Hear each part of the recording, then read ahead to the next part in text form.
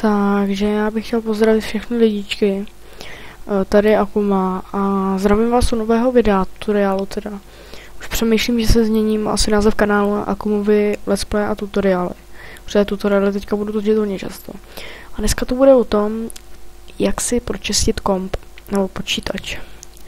No, první co uděláte, že si najdete ve vašem prohlížeči. Teda pokud se vám načte. No, Opera se načítá trošku malejc. Tak si počkejte, no. Tak, tady dáte CCleaner, pak si to najdete a ten program si stáhnete. Já už to teda mám stažený, takže já tady. Takže si ho otevřete, ten program. Na slunečnici je zdarma. Myslím. Jo. Tak. On se nám otevře. Jo, natáčím, takže je to v pohodě.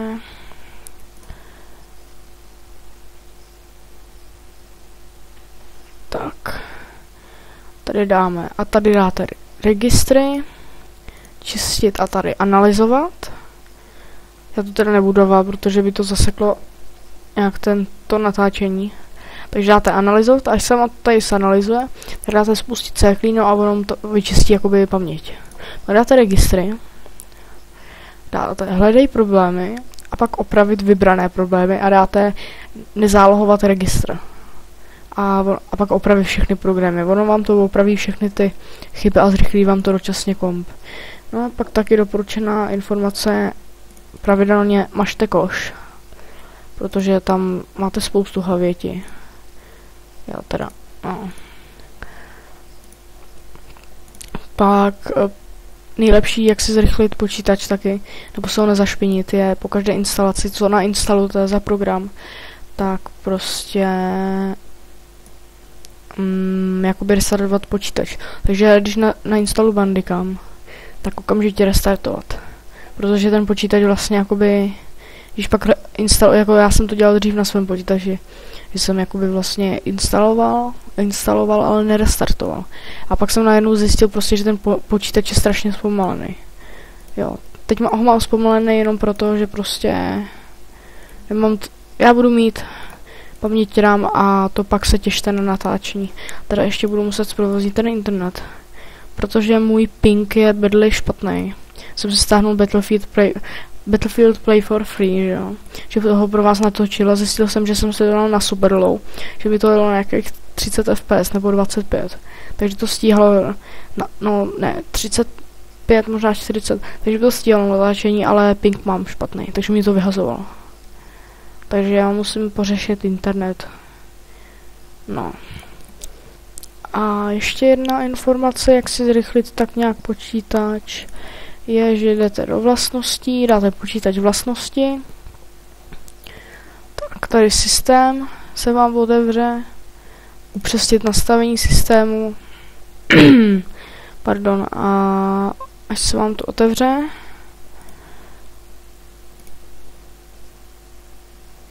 tak si počkáte. Takže to asi nikdy jo. Dáte výkon, upřesnit, a tady dáte optimalizovat pro vzhled. Ne, pro výkon. Pokud máte silný počítače, tak si dejte pro vzhled.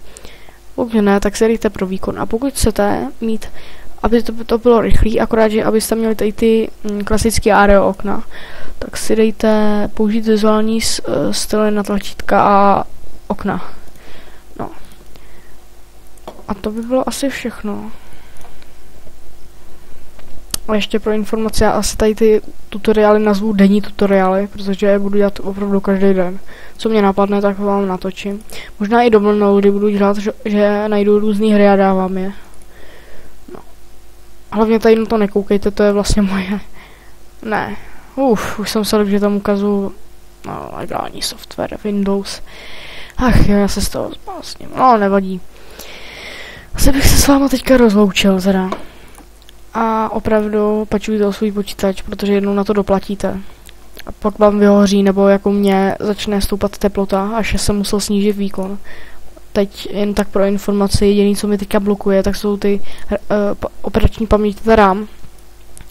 A pak ještě teplovodivá pasta pro procesor. Mi tam chybí, jedu bez teplovodivý pasty, takže vlastně jakoby mám hodně stupňů. No, ale já se s vámi rozloučím, protože aby jsem to já to musím ještě renderovat a pak uploadnout, můj internet není rychlej, takže to chci mít z krku, ale baví mě to se nebojte, jako že mě nebaví natáčet.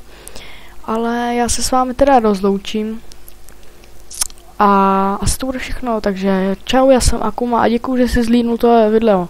Pokud ho zlídneš, tak jestli se ti líbilo, dej like, jestli ti pomohlo to zrychlení. Pokud ne, tak můžeš dát dislike, ale mně by se to moc nelíbilo a klidně. A pokud už dáš ten dislike, tak prosím tě napiš do komentářů a řekni mi, co ti na tom videu vadí, jo? Takže děkuju, já jsem Akuma, ahoj!